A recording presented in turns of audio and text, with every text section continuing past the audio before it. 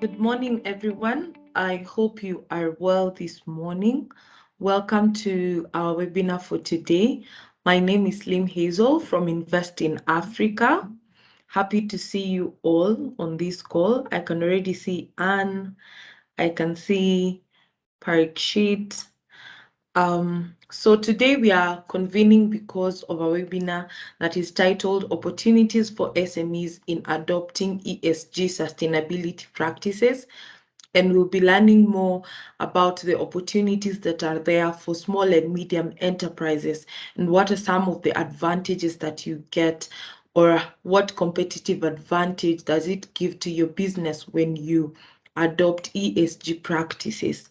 So I'd like us to introduce ourselves on the chat box. Feel free to put in your name, the organization that you are from, your designation, and feel free to also drop your website links or the links to your social media platforms as well as your LinkedIn profile.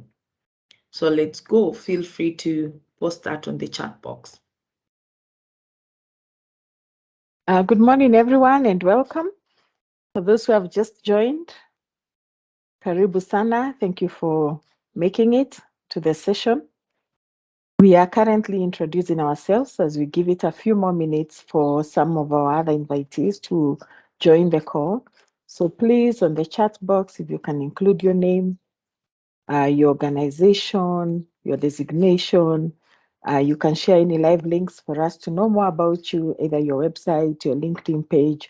And while we are still waiting, please also share expectations, your expectations for the sessions, for the session of opportunities for SME in adopting ESG sustainability practices. So we will use these expectations to check what we have covered today. And because we will be having webinar series on the same topic, we will be designing some of the expectations into future webinars. So please share your expectations in the meeting chat box as well. Thank you.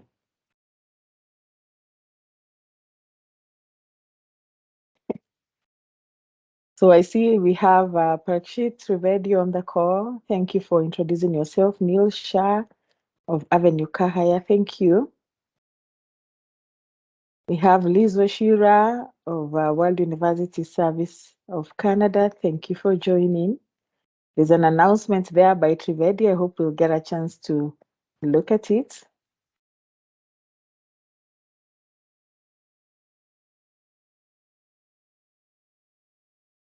Thank you. Thank you very much, Trivedi. We note that. We have Oscar. Thanks a lot for introducing yourself. And he has both emails and phone numbers, so feel free to engage. We have Ben Opalo of Generation Kenya. Karibu Ben, thank you for joining. We have Nabil of Solfin. Thank you, Nabil. Sanjay as well as joined, the COO of Current Technologies. Thank you for joining. And Ben, thank you, Ben. Ben has shared his expectation, which is to look at how to promote collaboration in implementing ESG within the SME ecosystem. Thanks a lot, because this is very important, Ben, because we are always advocating for an all of society solution to our challenges, to our collective challenges, and therefore glad to see that you raised your hand to participate in solutions, in providing solutions. For those who have just joined now, welcome. We are delighted you could join us. We are about to kick off our webinar on opportunities for SMEs in adopting ESG sustainable practices. And we are currently introducing ourselves in the meeting chat box. We would like to know your name, your organization. Feel free to share your designation as well. Where are you joining from? Please give us live links where we can learn more about you or your organization, such as LinkedIn, your LinkedIn link or your website. And then we also would like to know if you have any expectations for the sessions. What are these expectations? This will be webinar series for us. So some of the expectations will be met within the session. We are sure some will not, but they'll be designed into the series, the following series of the webinars, and we also do have an announcement at the end of the session. So thank you very much for joining. Over to you, Lena, to walk us through the housekeeping, and then we'll be ready to start. Great to see. Well, great to see we are joined by Sakwa of the Partnerships Coordinator of WWF Kenya. Thanks for joining us, Sakwa. He's an alumni of Invest in Africa as well, so we are proud you could be here today. Thank you. Over to you, Lynn. Thank you so much, Terry. Good morning, everyone, once again. My name is Slim Hazel from Invest in Africa, and I'll be taking you through the few housekeeping rules that we have. First of all, for those joining us, feel free to introduce yourself on the chat box. Put in your name, your organization, your job title or designation. You can put in your website as well as your current location, and feel free to drop the LinkedIn profile. So you can post your comments and questions in the meeting chat box as we go on. We should be able to see that as we continue with the session. Feel free to also raise your hand if you have a question and wait for a go ahead to unmute yourself and speak. Also, at the end of the session, we'll be having a feedback link. So watch out for that as well. Therein, you can put your feedback on how the session has been, further questions that you need clarification on, as well as some of the topics and areas that you'd like us to cover next time as we meet for further webinars. And then also, please mute your microphone when you're not speaking. And if your video is on, please avoid distracting movements or activities. Very much welcome. And I'd like to now hand over the session to Terry. Over to you.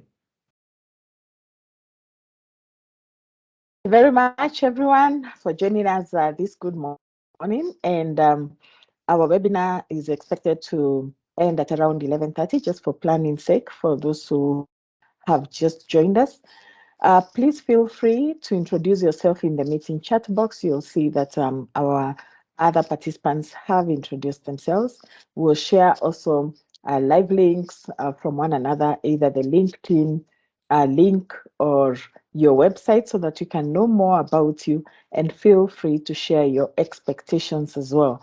What we are looking for in the expectations is to see what you'll be able to cover through this info. This is really an awareness session, an info session, very high level, but it is the precursor of a series that we are launching on ESG sustainability, because we would like to support SMEs to be able to adopt ESG sustainability.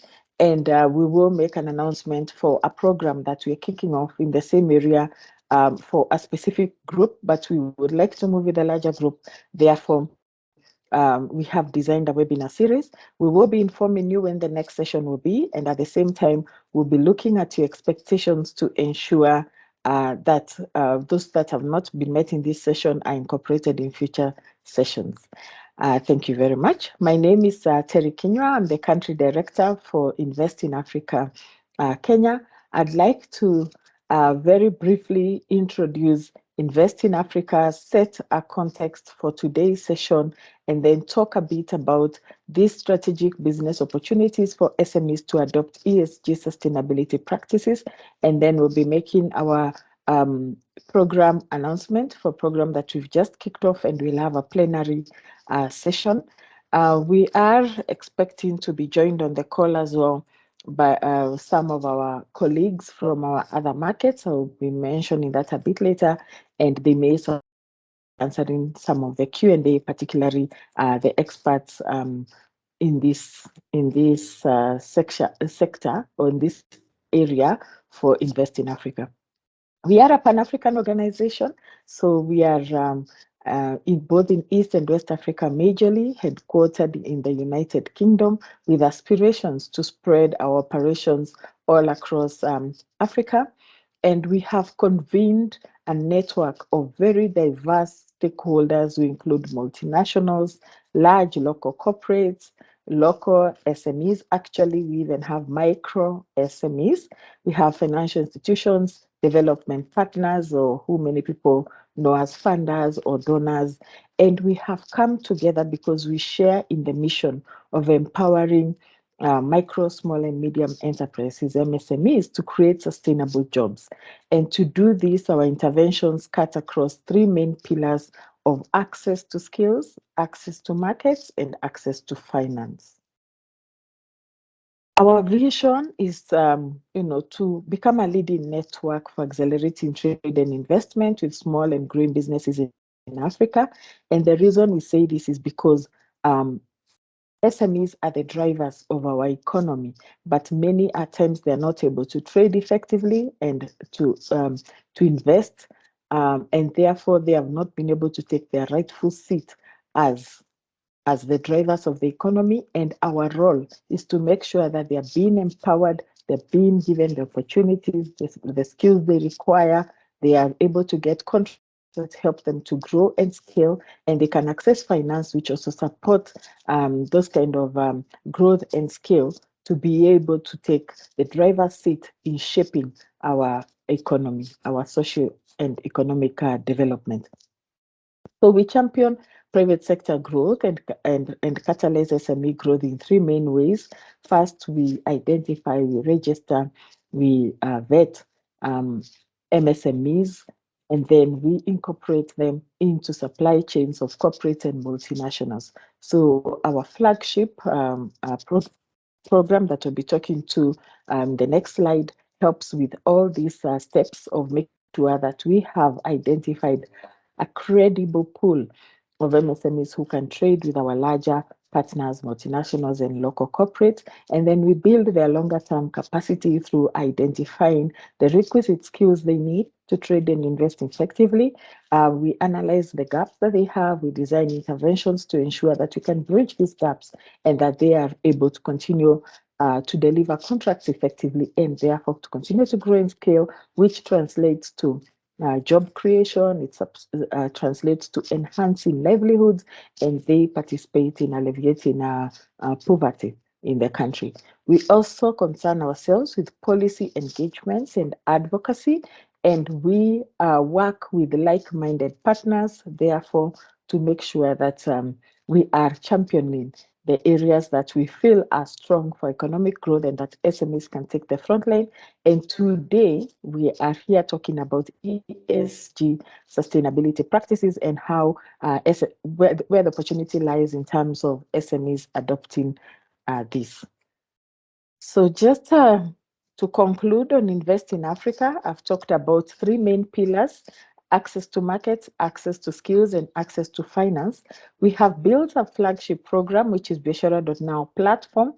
In my introduction in the chat, you will see the website to the platform to see more about it. It's an online marketplace which connects large local corporate and large multinationals, who we also refer to as partner buyers, with credible SMEs, who we refer to as suppliers, because they supply products and services to the larger companies, but they also supply products and services amongst themselves, which is why we call it an online marketplace.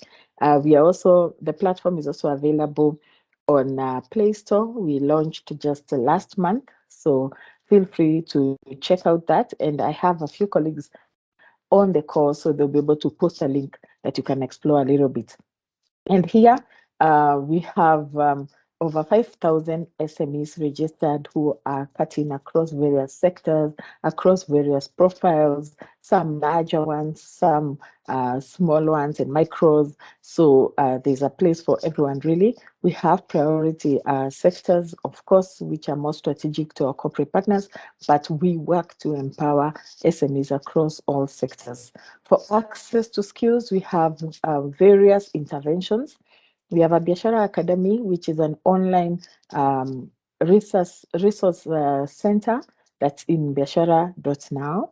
And beyond that, we do have, of course, training, which we do like on either virtually or physically. We have coaching, we have mentorship, and mentorship includes business exchange tours, where we take SMEs to visit other SMEs to see what they're doing, or to visit large local corporates, or internationally. We had a group this year that we were able to take to Germany for a trade fair to see what type of technologies are being used in agribusiness to to enhance production, both quality and quantities. Then finally, our third pillar, access to finance. We have an investor readiness program, and our programs are in access to finance are always tied to facilitating finance. So you will emerge with a pitch deck that's ready. We will have matchmaking events with potential financiers. If you need financing now at the end of the project, we also help with all the way with to negotiations of term sheets. But if you need this for the longer term, then you have your financing pitch deck ready for when your financing needs emerge. So that is all about Invest in Africa. We talk about our impact as collective because we have an inbuilt socioeconomic tool in our Biashara.now platform, which tracks data, which we are also able to do research on. It looks at the amount of trade that's happening and finance facilitation that's happening and converts this to how many jobs have been supported, whether they're new jobs created or sustained. We have over 5,000 suppliers. I've talked about that. We have trained over 7,000 unique SMEs. Of course, many of these 7,000 have been trained severally in different programs, and we have so far facilitated finance worth Kenya shillings 1 billion to date. So today we are here. Before I talk about the sustainability advantage, I'd like to take this opportunity to welcome those who have come in now after we have begun. Thank you for joining us. We have just started by introducing ourselves. If you look at the meeting chat box, you will see the other participants have introduced themselves. Please give us your name. Let us know your organization, your designation. Where are you joining us from? Feel free to share any live links for us to know more about you. This can be either your LinkedIn link or your website. I've seen someone there sharing an email and phone number. Just feel free to share what you feel comfortable sharing for us to know more about you.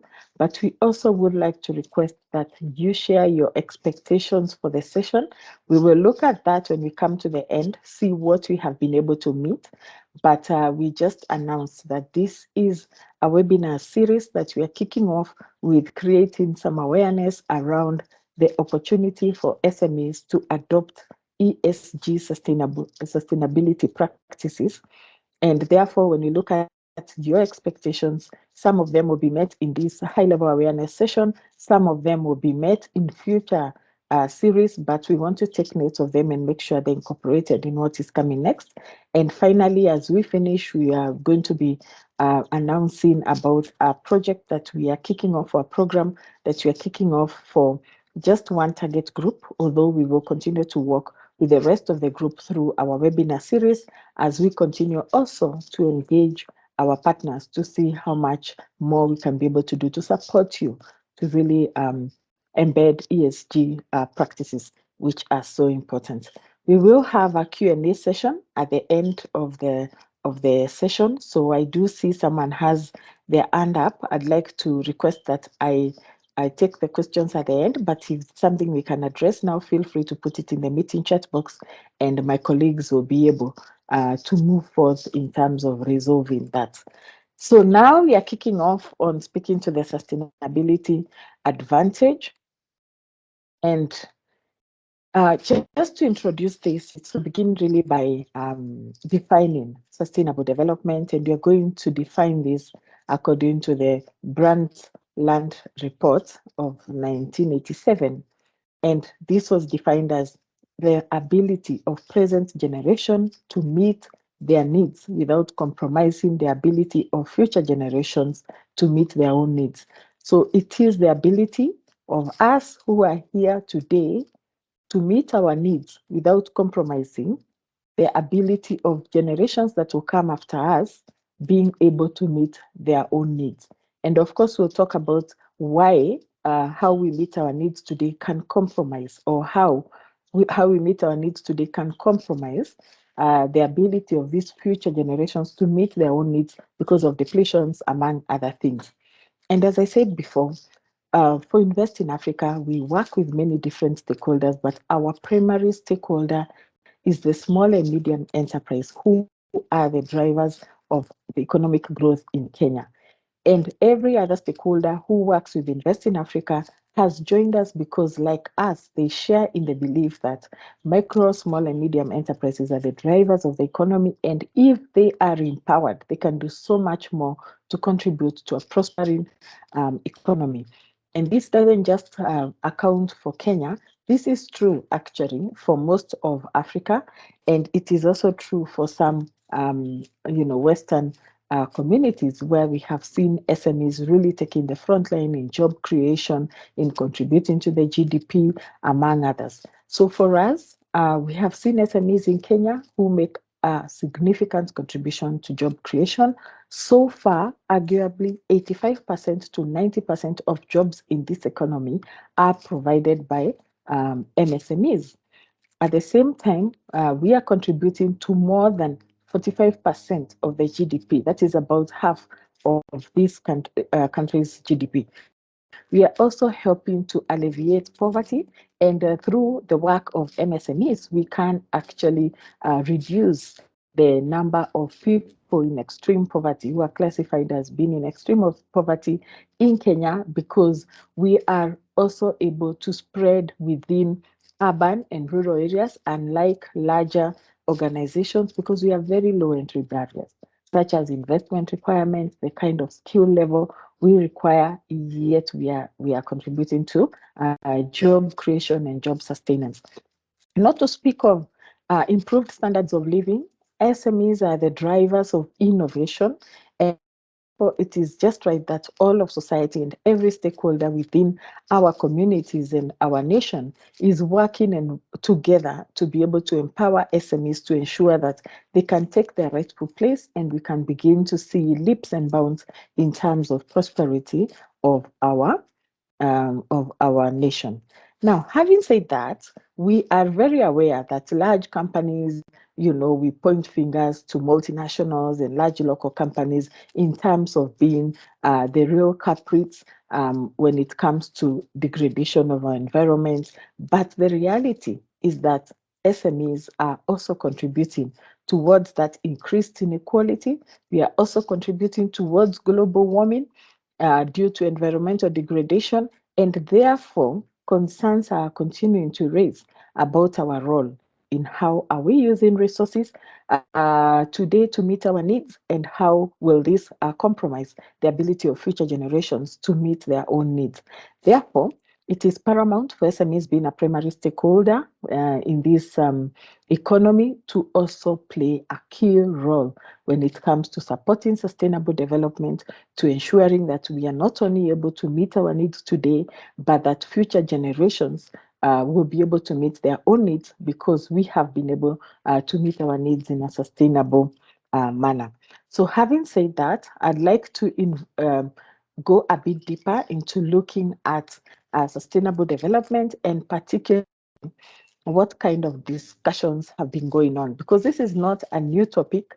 It is quite a shame we haven't made as much progress as we should have as a globe, because the discussion, as you will see, is quite old.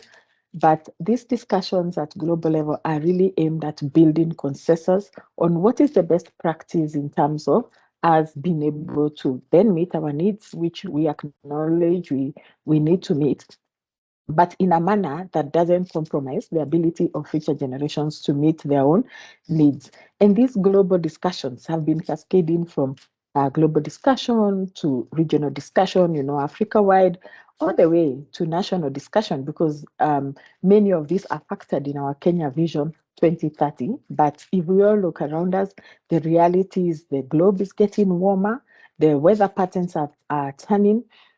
Here in Kenya, for example, we do have about 4 failed rain seasons.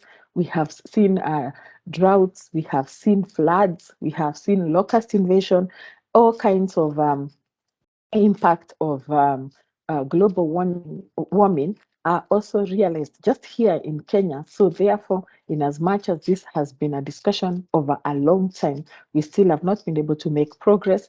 And even less, I think as SMEs, we have really not been able to contribute as we should have. And of course, there are barriers to that. We'll discuss that. But the whole idea is we need to take the front line, move forward, and find a way to be able to contribute to our sustainable development ourselves. So all the way back in 1972 is when the concept of sustainable development received like its first major international recognition. It was during a UN conference on human environment, which was held in Stockholm. And by then, even if the term was not explicitly referred to as sustainable development, it was nevertheless an opportunity for international communities to agree to the notion that that we now know as sustainable development, that how we meet our needs today could be managed in a mutually beneficial way, so that it's not just about our generation, and it's about all future generations and human race. That was all the way back in 1972. Today we are in 2022, 50 years, half a century later, we are still having discussions. So in 1992, 20 years after that, or 2 decades later, again, there was another major conference that was held in Brazil. And here, the concept of sustainable development was actually formed on the basis of this. Anyway, the sustainable development concept formed the basis of this particular conference. And this summit actually marked the first attempt to draw up action plans, strategies for moving towards a more sustainable pattern of development. And 20 years after the initial conversation, we were now seeming to agree and move forward towards sustainable development.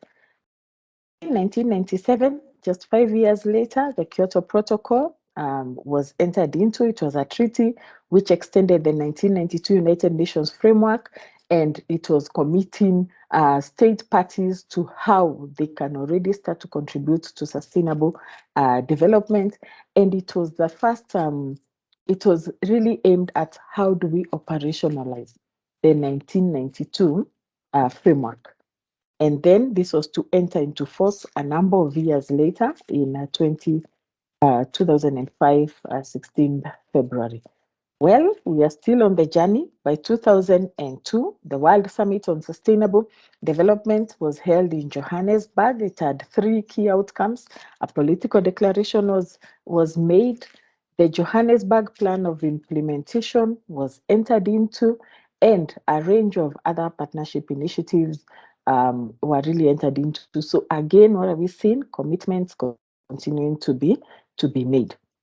By 2015, we had the 2030 Global Agenda, which was adopted. I think this is where many of us are already familiar. It incorporated 17 Sustainable Development Goals, or the SDGs as we know them, with 169 targets therein. And by 2022, just this year, we had the Conference of Parties, or COP27, as we know it, held here on our continent in Africa. And I think what all this is pointing to is that there has been a lot of planning, a lot of discussions, a lot of conversations, but the reality is that it is now time to act. Of course, quite a number of countries and parties have moved forward in terms of action, but collectively as a globe, considering this discussion has been on the table for half a century, we could have been further ahead than we are at the moment. And we are saying that now is the time to act. And of course, SMEs are at the center of this action. So we want to look forward in terms of what does it mean for us from an SME perspective, and what does it, just to look further at sustainable development, why we need to have a good look at that, and then how can we ourselves begin to engage in can I say, in forums and partnerships where we are supported to be able to begin to make our first steps towards contributing to sustainable development.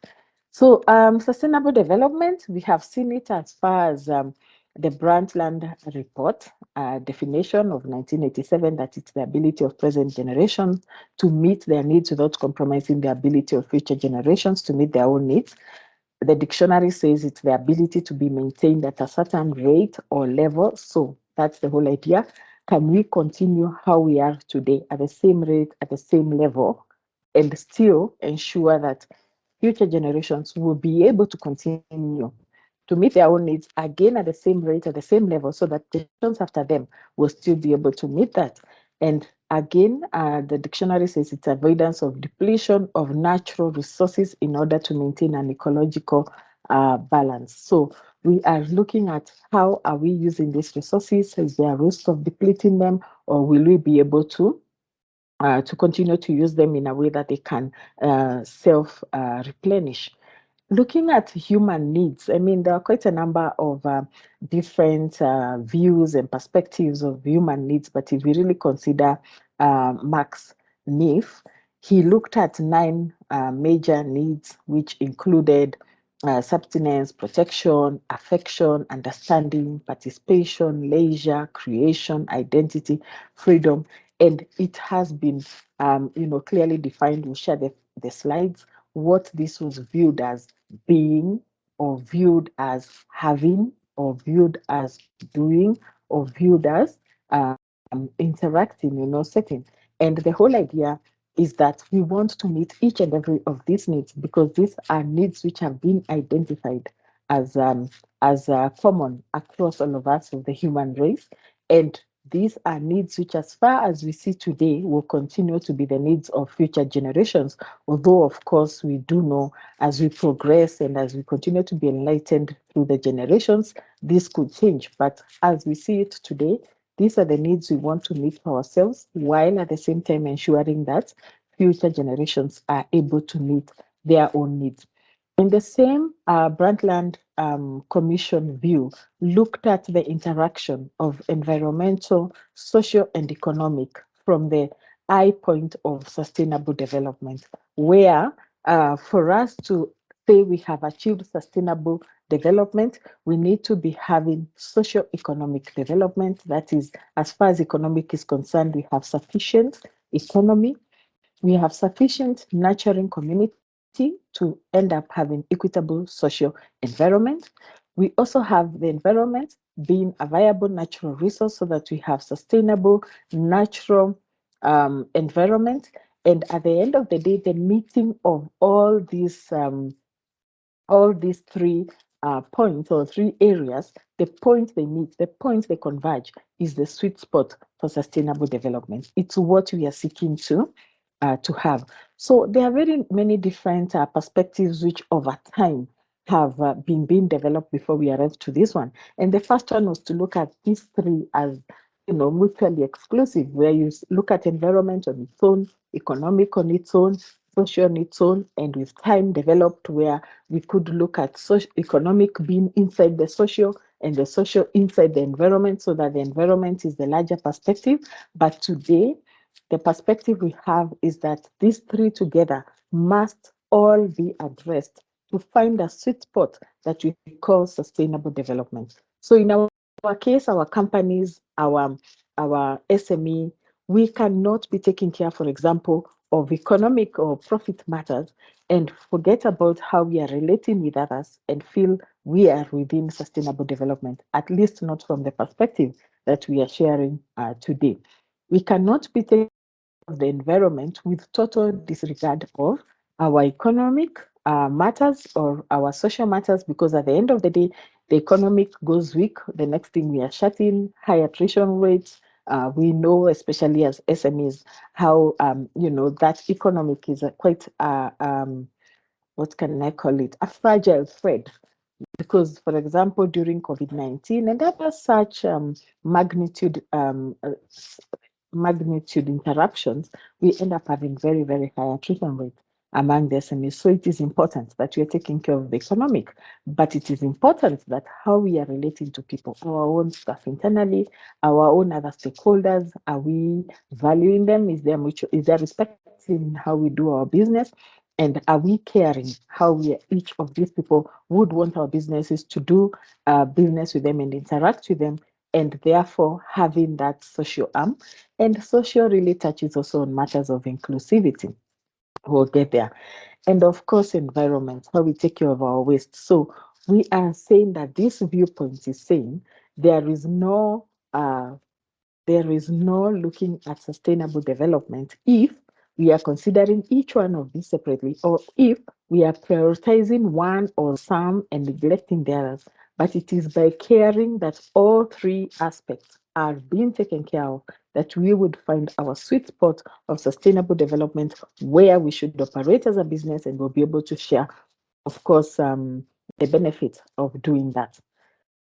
Then there is a funnel metaphor in terms of really looking at that sustainable development, which again you will remember we have talked to as our ability as this present generation to meet our needs while we are not compromising the ability of future generations to meet their own needs as well. So where we are at present, if we are moving from left to right, where we are at present is that we have declining resource availability, we have declining restorative capacity, we have declining fairness and equity, and therefore, at present, what are we seeing? The population is increasing. And as population increases, remember what sustainable development is about. It's about meeting human needs. So those human needs are therefore multiplied. Then, therefore, that is global demand.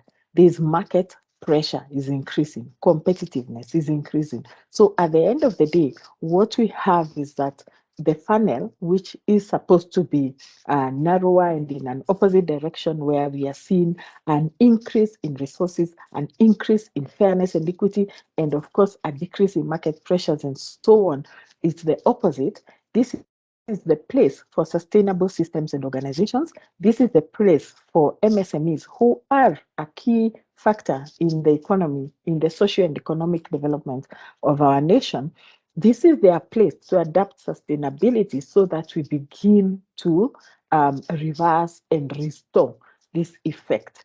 So as time goes by, the population growth and all this they increase, but at the same time we are seeing the natural resources are declining, and this one now restricts our options. So what we are seeking to do by supporting SMEs to adopt sustainable practices is to be able to start to restore, where we are reversing in that we are increasing what has been previously declining, and we are reducing what has been previously increasing, so that then as future generations come, they find that they have more resources to meet their own needs, but at the same time their needs are really not, completely blown out of the range which can be effectively met or effectively covered with the resources that will be at hand. So having looked at that, we'll be able to complete not too far from here so that we have some time to engage. But we would like to then look at, in terms of a science-based understanding of sustainability, what does this look at? It says, you see, for us, then therefore, it means that we must avoid to degrade our ecological and social systems. It means that you remember what you are saying, increasing of resources, declining of the needs that and pressures that these we are putting on these resources with our different points that we pointed there that all point to our human needs, and it means taking a pause as organizations, even as individuals within our families, and asking what are the basic problems that make our global society unsustainable. How are we contributing to these problems? And what can we do today and tomorrow to stop contributing to these problems? I think one of the key issues has also been that we distance ourselves. In disaster risk management, we call that othering. So you're othering. It's nothing to do with me, it's those others, they are the ones. It's the large corporates, it's the manufacturers, it is, the miners, it's all those people who are doing these things, and it has nothing to do with me. But as simple as how do we consume energy within our organizations and within our homes? How do we dispose and manage waste? And of course, various different waste. We all throw away phones, we all throw away technology waste. How do we do that?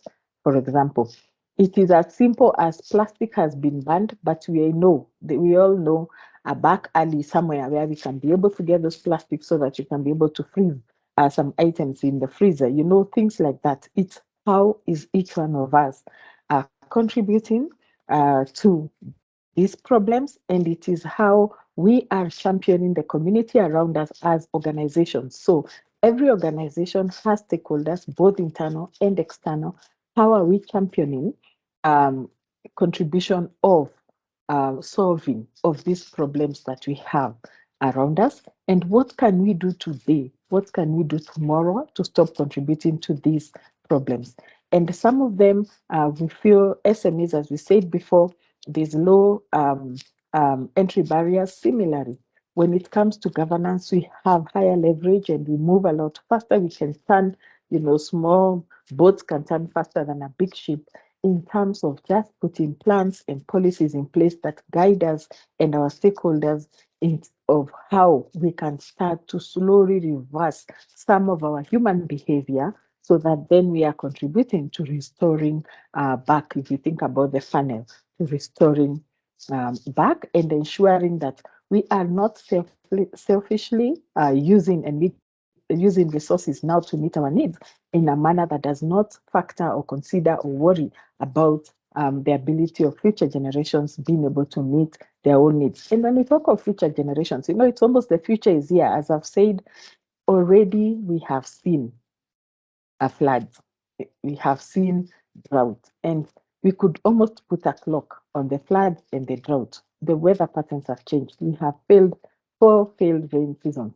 We have been praying for rain so hard, and we just, I think we had the first rainfall just a week or so ago, and already in some areas there's panic that it seems to be ending. It doesn't seem to be consistent. We are not even sure we can count on it, or we will have another failed season, which of course means then even meeting our needs of sustenance, even just our needs of nutrition will be difficult to meet. What about our future generations?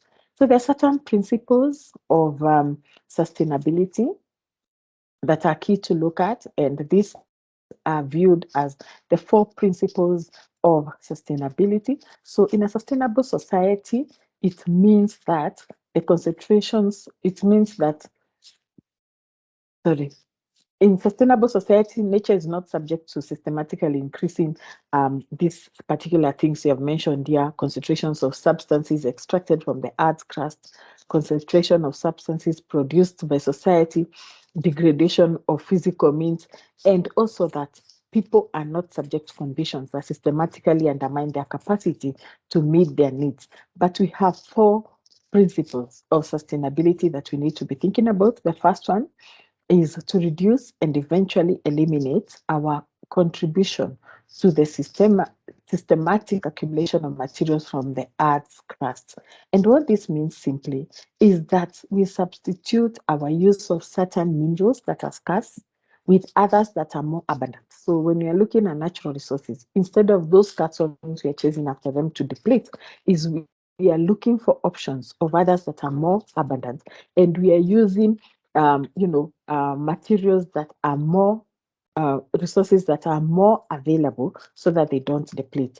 If we give an example of fuel to give us energy, so for example, we all know about fossil fuels, the oil and gas. We are excited that in Kenya, in Turkana, there's oil, there's gas, and we are using more of those, whereas we should be using more of the renewable energy. So one of the options is, for example, instead of using those oils and gas, many homes we have cows. We don't even know how to use them. The cow, the cow dung. But in some homes, you will find that they have already created a biogas system, which is very simple. Any rural home can create a biogas system, which brings gas directly to the house that we cook with, and that is renewable energy. Why? I mean, that is more renewable, of course, than oil and gas, because oil and gas will run out and that resource is done, and future generations will have to figure out where to find, additional resources for themselves. But for this other kind of replenishing um, resource, is that as long as we have cows and they're eating and they're giving the dung and we are cooking with it, it's something that we can continue to review. To renew. I hope the point is across. But for the sustainable practice too, it's about reducing and eliminating our contribution to the systemic accumulation of substances produced by society. Again, what this means is that we systematically start to substitute certain persistent and unnatural compounds with the ones that are normally abundant or break down more easily in nature, and using all the substances produced by society more efficiently. So always making sure we are having thoughts of what is likely to replenish itself rather than what is likely to be depleted. So we are working towards reducing depletion of natural resources so that future generations have some of it, and future generations find we have already set ourselves as society on a path of using replenishable resources, meaning that they will adopt that, and for many, many generations to come. Therefore, we are not going to find ourselves unable or running out of options of how we can meet our human needs, because we will still be full of resources and reducing our demands on this and pressures on these resources. So the third sustainability principle is to reduce and eliminate our contribution to the ongoing physical degradation of of nature. I love Kenya clearly, of nature. This means, again, drawing resources only from very well managed ecosystems. It means systematically pursuing the most productive and efficient use of those resources of land. It also means exercising caution in all kinds of modifications of nature. We have heard of things such as overharvesting.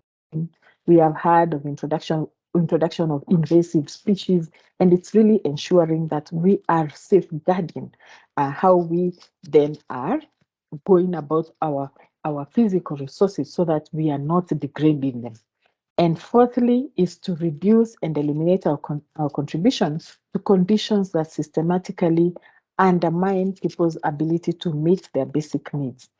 Again, this can really speak to us, especially as SMEs, of course, other stakeholders involved, but we are taking the driver's seat in driving this ESG sustainability from the point of view of SMEs. So it means our organizations offering products and services and changing practices and suppliers and business models that ensure that we are respecting human rights, that we are removing income making barriers so that many more people are able to make income, that we are creating safe and healthy work environments, even all the way from organizations, but also demanding the same of the people who do business with us or who we choose to do business with, that the living conditions are allowing communities to meet the needs of the citizens.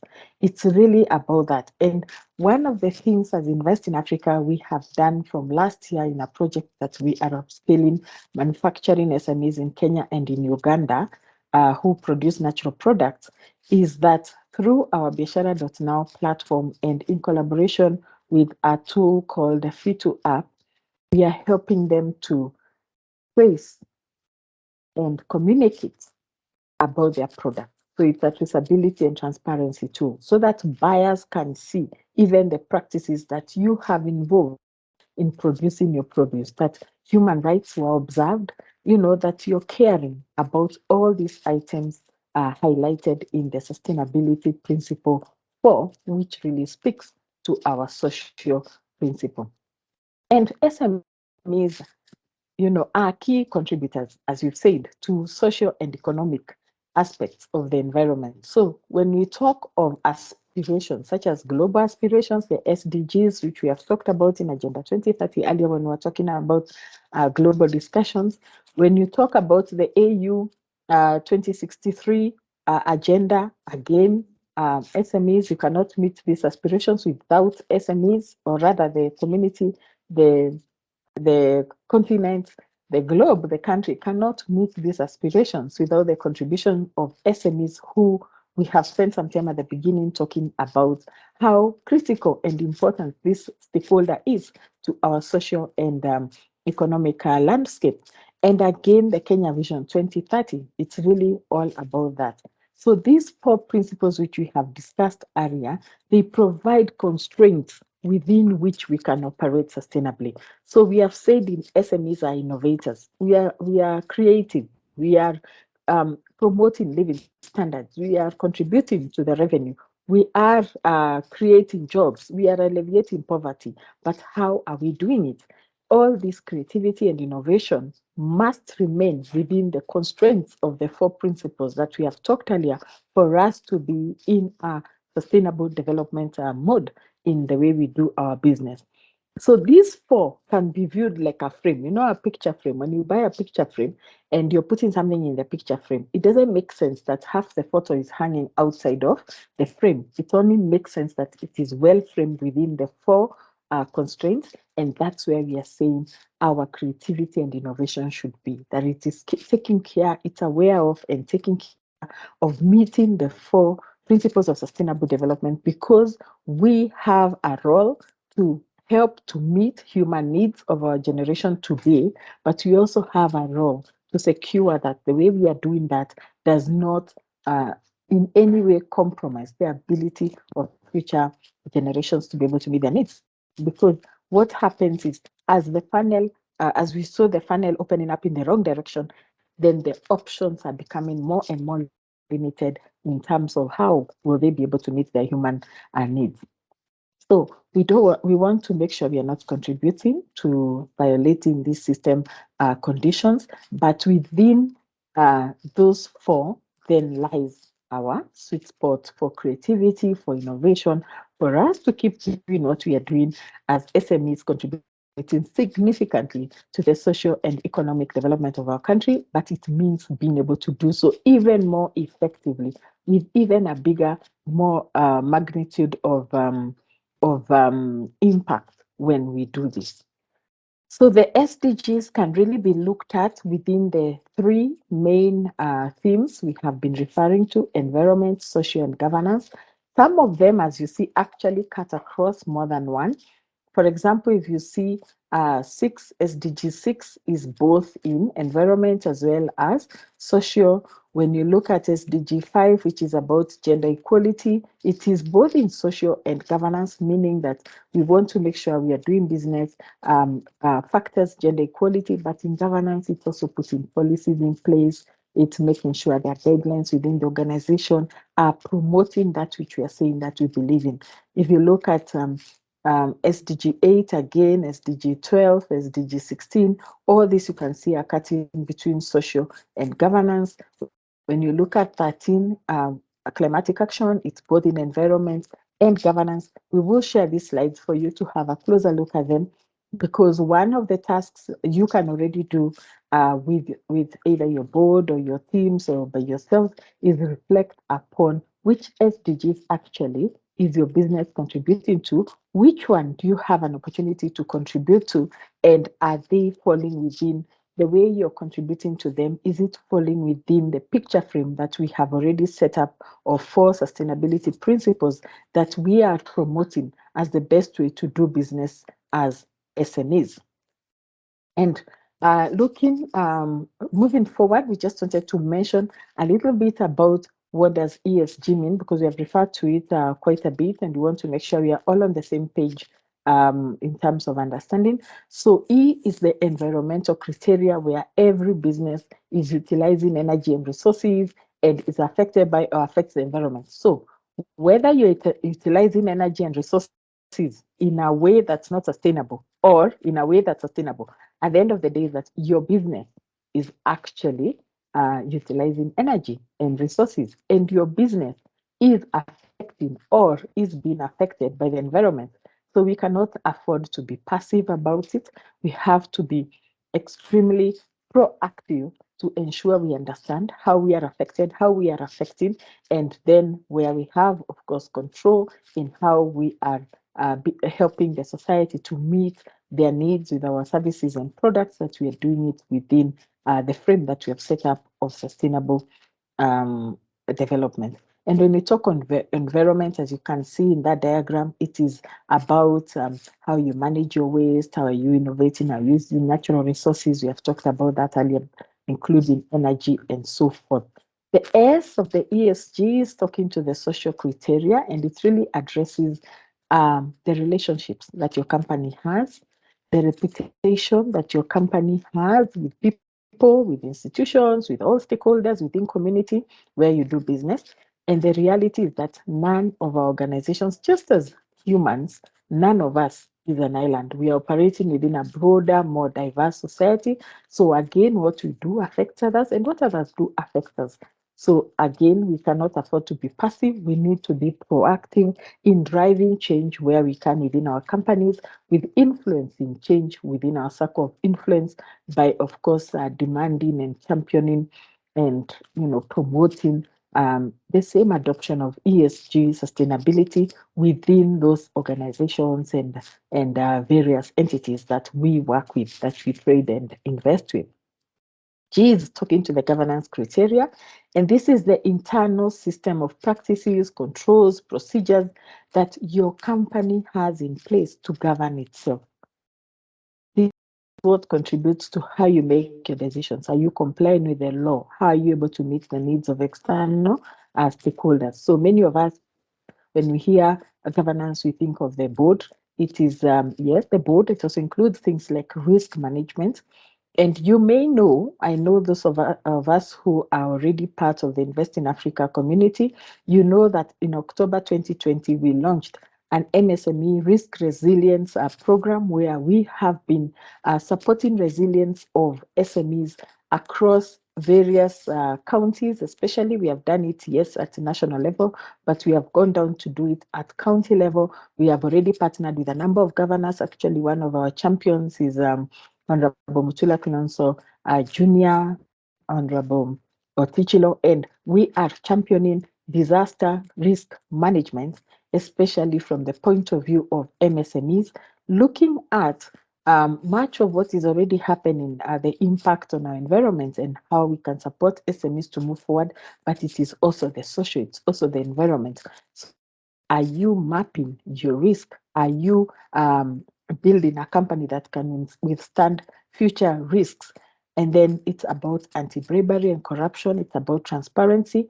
And as I've said, we already have a traceability and transparency tool for agribusiness SMEs. And finally, of course, the corporate governance itself, the way your board, your management, and all that. And maybe even as we talk about your board and management and policies, do you have policies on environment? Do you have policies on how you handle the social aspect? Do you have, and the social aspect is even things like inclusion. So if you have a board right now, and even staff right now, is there inclusivity? When you look at them, do they all look the same? Or do you have that diversity that you're looking for to include everybody? So having said that, then the opportunity for us lies in that research has shown that by adopting sustainable practices, we can improve our economic performance, we can improve operational efficiency, we can actually improve our innovation and competitiveness. And again, same research has shown that if we can adopt and implement best practice sustainability approaches that have already been proven by other businesses, then we can be able to improve our profit by at least 51 to 81% within 3 to 5 years. That is half to doubling the company. It's mind blowing. And how this is done, for example, if you look at the diagram, the green are the opportunities and the purple are the risks. So, in terms of revenue, by adopting sustainable practices, research shows that revenues will go up, but by not doing so, your revenues start to erode because you become less competitive. We have talked about competitiveness.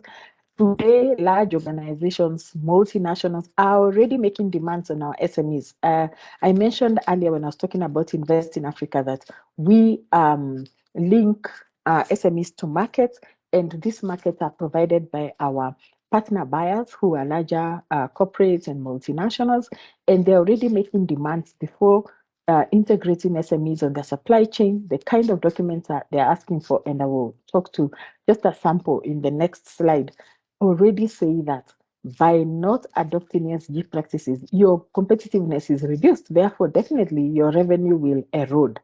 Again, there's a 50% reduction on costs, and this has been shown by research. Things such as energy, water, materials, employee productivity, and employee attrition. All these, you see costs go down. The attrition rate goes down for employees. I think we all know the costs associated with attrition, because once a staff member leaves you prematurely, of course, when we look at the life cycle of a staff member, eventually, people will leave or may leave, but if they leave you prematurely, when you look at the cost of hiring, the cost of orienting and training these employees, the cost of their learning curve, then it becomes too expensive upon the company if they leave prematurely. But at the same time, if we don't adopt ESG practices, research has shown, the writing is on the wall, that your expenses will keep increasing. That's a reality. And when this happens, revenue is going down, expenses are increasing, your profit is declining and may disappear altogether. But if your revenue is going up, your costs are declining, then your revenue will go up and you continue to grow, you continue to scale, you continue to become more competitive, meaning you're able to access more contracts and markets, meaning that you're able to retain your employees better, you're able to retain your other stakeholders better because you're concerned of them in the S, you're able to take care of your environment and your governance, and at the end of the day, you would actually end up with capital reserves, which you didn't initially have, which is what we can refer to sustainability capital reserves, because they have come up as a result of your adapting ESG sustainability um, um, practices. So I've mentioned that I will briefly just show the kind of demands that are increasing. So this is not fiction. Let me just say that. It's because we can't name names, but the reality is this is a sample of additional um, documents that are now being asked by suppliers. Part of our Beshara.now platform role is not only to recruit and register SMEs, we also vet them. And vetting them for us is looking at documents which our partner buyers, corporates, and large local multinationals and large local corporates have given us a requirement of documents they need to be able to train with SMEs. And vetting for us is checking that you have these documents, is checking that these documents are valid. So our platform is integrated, of course, with national platforms as well to make sure we check your documents are actually valid and things like that. But we are seeing an increase in the kind of documents that are being asked for, and meaning that we have a less and less number of SMEs who are being unable to meet the threshold that can be then considered for the various supply chains we are targeting to integrate them into. And these are samples. I've written there what is prerequisite, and what prerequisite means is that if the document is lacking, the assessment does not go on, which means basically we'll not be able to put you to have in the session. Will not be able to have you in the supply chain because the evaluation will not continue. The standard ones, you need copies of your management and shareholders' IDs, passports, tax compliance certificates, all those, and then company profile document. All those were requirements earlier. We have been able to help even our young businesses and startups to walk into a journey where they can formalize their business, get all these documents. Now we are seeing more demand for assigned health and safety management plan, an environment management plan, human rights program or policy, a company code of ethics or anti-bribery or anti-corruption, whatever it is the document will be. We are seeing a demand for policies or procedures on how will you deal with forced and child labor, how will you deal with abuse, harassment, and discrimination within the organization. You have a grievance procedure. because yes, many of us have staff procedures, but how will you be able to meet and mitigate grievance, a supply management procedure or policy, and a socio-economic development? All these are becoming prerequisites. So it is important for us, as we are reviewing our governance, the G aspect, to start looking at what policies do we have in place. Again, the policy is not to be done and failed. For many companies, once these are submitted, come do random checks, talk to any of your employees about any of these policies. And we have always been advocating for policy education. Once you have a policy, it takes time to take your employees, to take your different stakeholders through the policies that you have. So publicizing, we have these policies, but going an extra mile, making sure all the concerned parties and stakeholders are aware of what the policy says and therefore know the course of action to take should they be faced with any particular challenge that will need that intervention. Again, so the business case has been that, as we have seen, reduced risk, reduced materials, reduced turnover, increased revenue, reduced energy, increased productivity, reduced waste. And these are 7 business cases that have been put out as really the reason why all of us should adapt ESG practices in how we do business. But of course, I mean, the writing is on the wall, but we may ask how come that SMEs continue to struggle to be able to adopt. But I feel there are definitely challenges hindering this. First and foremost, SMEs, many are willing and they have the willingness, they have their willingness, however, and their capabilities to adopt these ESG practices is also deterred by a number of challenges. One of them could be just awareness and having the knowledge that this is somewhere to go and that affects SMEs and that SMEs can do something about.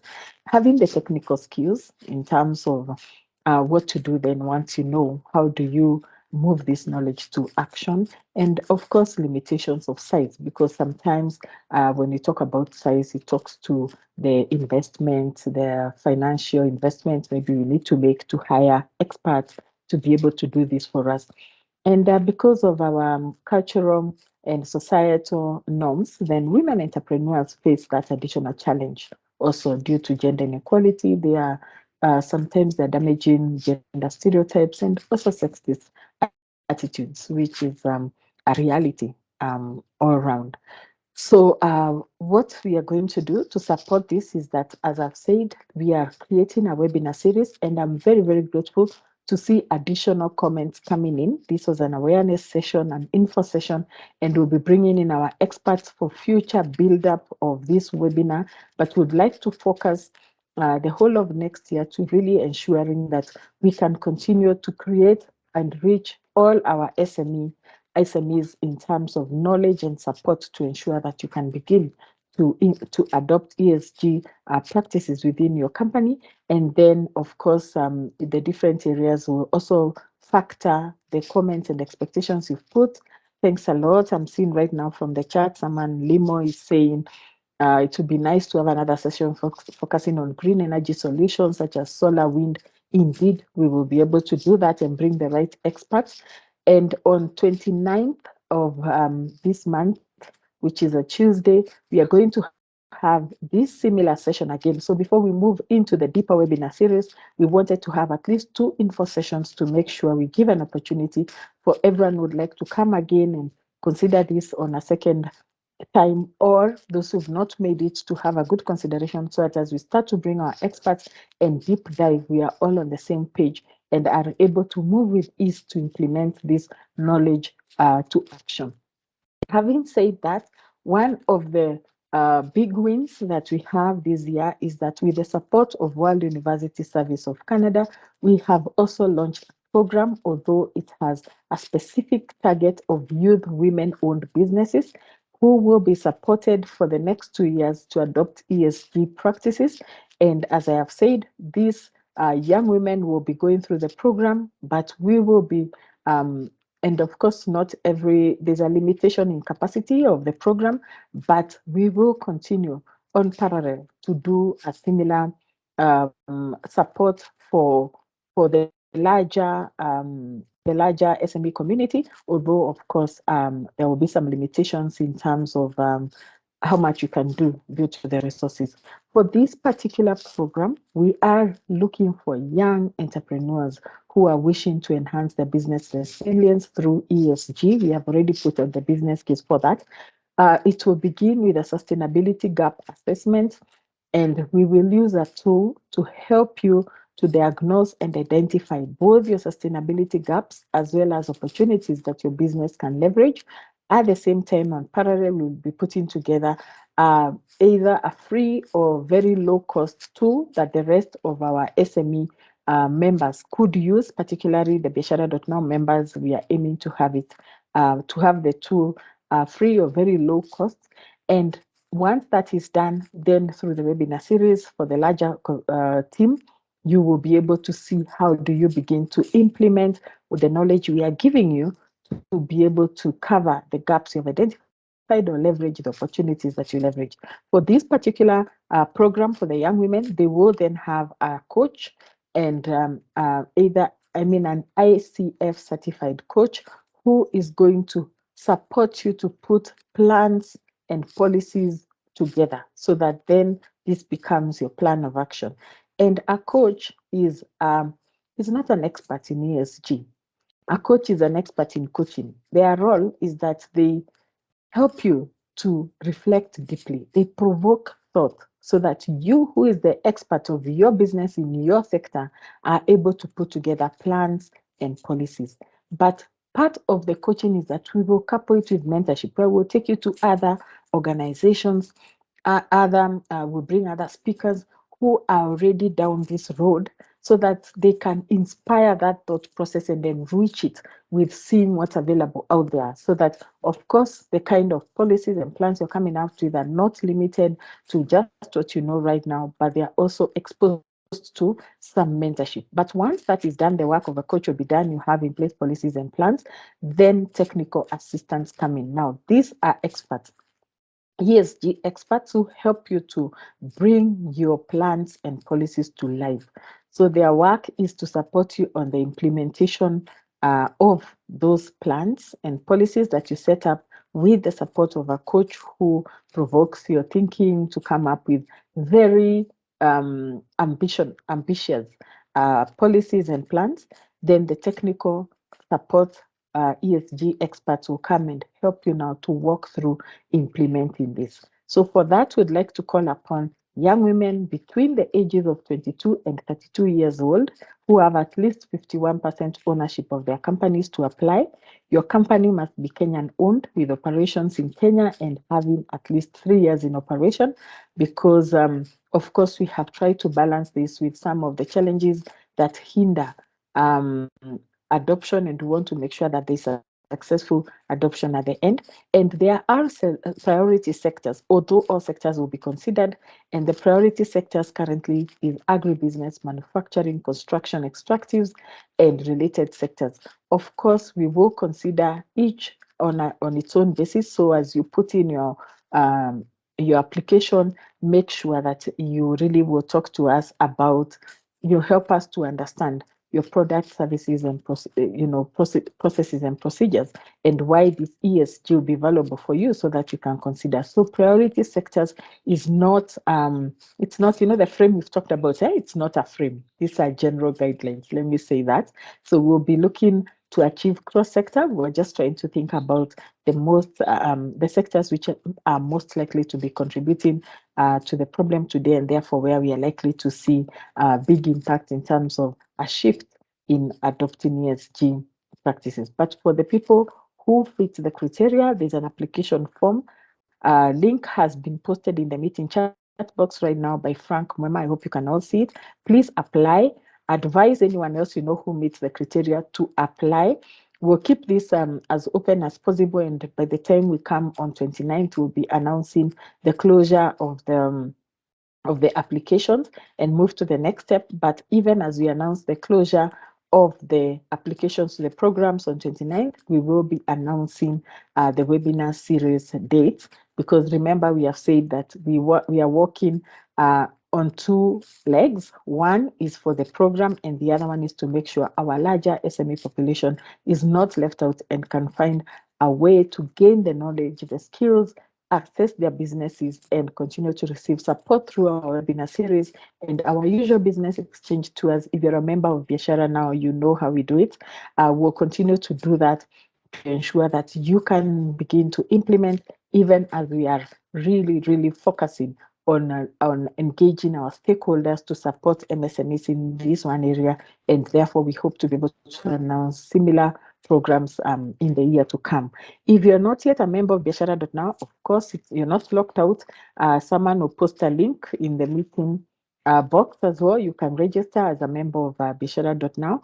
This is one area we are focusing on, but we also focus on various other intervention areas. I've talked about the risk resilience program that we also do, among many others. So what's my parting shot? My parting shot is that having considered all this, we can see that sustainability is the smart way of doing business. ESG serves as a strategic risk mitigation approach because if you do nothing, something will happen. We have seen that. We have looked at the risks. But if you do something, then something positive will happen. If you do nothing, nothing negative will happen. But either way, something will happen to you. So it's best to be proactive and move towards the direction where you are creating your future. You know, someone, I forget whether it's Warren Buffett, I forget who said that quote, that the best way to predict the future is to create it. So let's create it. And ESG practices are cost management measures. Actually, they are the smart way to do business. There's this very inspiring quote from Dr. Carl Henrik Roberts who says, earn more money from doing the right stuff, you know. So that is it. I know this has gone on a bit longer. Please pardon us. It's just an info session, but I know that we have already been inputting our our expectations in the chat, hopefully some questions. We can look at that. We can take a few questions. We'll also share this back with you, and we would like you to either join us on 29th if there's something which was not so clear. We'll go through the same session, or to invite the people you feel should have this information, especially the people you do business with or you work with, so that as we move forward, we're able to move forward as one. Because after the 29th in the new year, we'll be launching our series now, which begin to delve deeper. We'll be featuring experts and guest speakers to make sure that you can look at theme by theme as we see your expectations. The first question I can see here is from Sanjay asking, does IIE have samples of the ESG supporting documentation which can be shared with members? So we are in the process of developing an ESG toolkit, Sanjay, and part of this toolkit is this webinar series, but we will be creating a sample of all these documents and sharing them openly. They also will be on our Biashara Academy, which is where we house our different themed toolkits. To make sure you have access to it. So during, maybe by the time we start to do the webinar series, we'll be announcing what samples of documents we have. But currently we are in the process of creating the toolkit, and this should be available to you very soon. Thank you. Okay, I see Ramji saying very informative session. You've been conducting ESG assessment. Excellent for your portfolio companies using a simple tool, and you'll gladly love to participate in the subsequent series and also share experiences. Thanks a lot. So as long as you registered for this webinar series, even those actually who registered but did not make it, you will be receiving the information on future webinar series. We'll begin by having a repeat of this on 29th, and then we want to launch the webinar series to kick off in the new year. That's why we are trying to do the info sessions before the new year. And by then, we'll be able to have an opportunity to not only work with us. If you register on Biashara.now, you'll also be able to access the Biashara Academy, where we will have an ESG specific toolkit.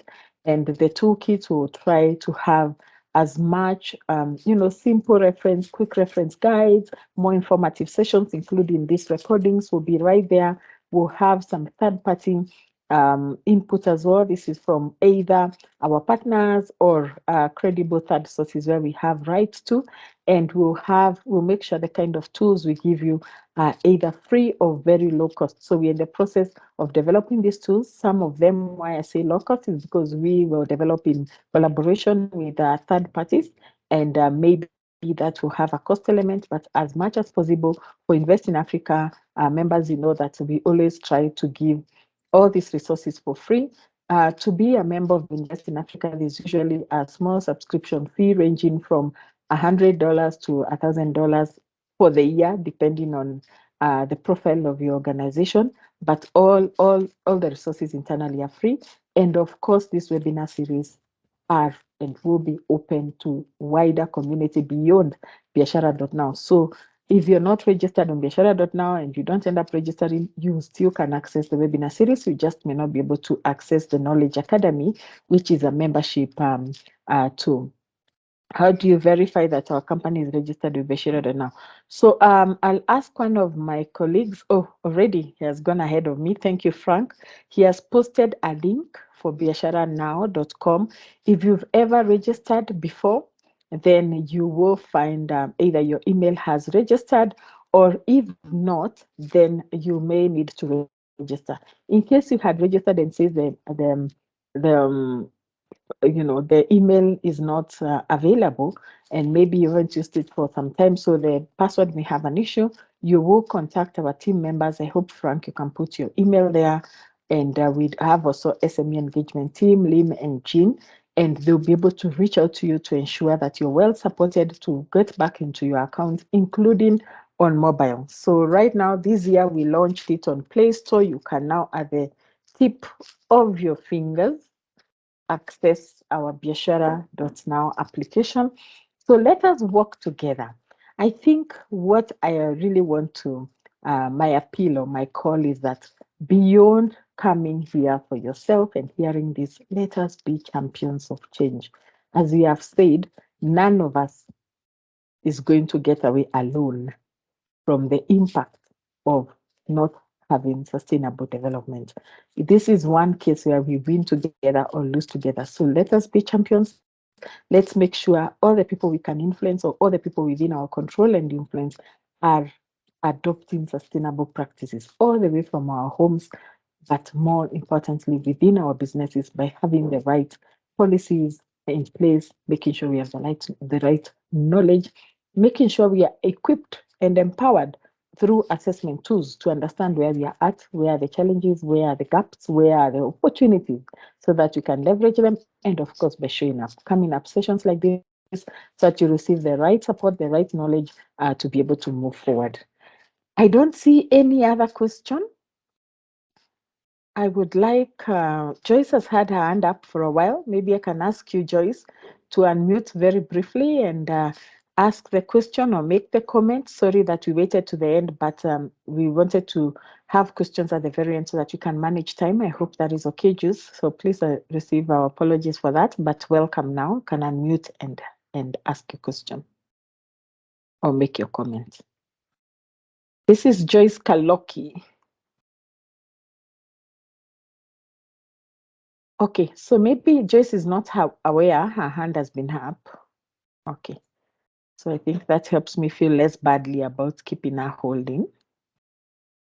I don't see any other question at this point, so I'd like to hand over back to Lim if she's here to close it. But let me conclude by just saying thank you very much for showing up today, for participating.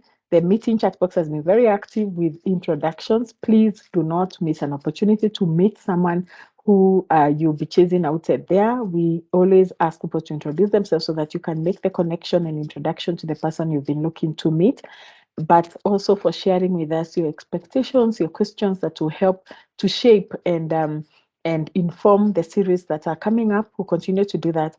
And if the webinar series kick off successfully as we are expecting, that is with a lot of interest from you and other SMEs, and that, good participation, we will actually continue with with business exchange tours where we can go out and see what others are doing and make sure that we are learning more and coming back to support you to take that learning and knowledge and form it into sensible action for your businesses. So thank you very much. Again, I am Terry Kenya. For those who joined in the middle, I welcome you very much to the larger Invest in Africa community and network.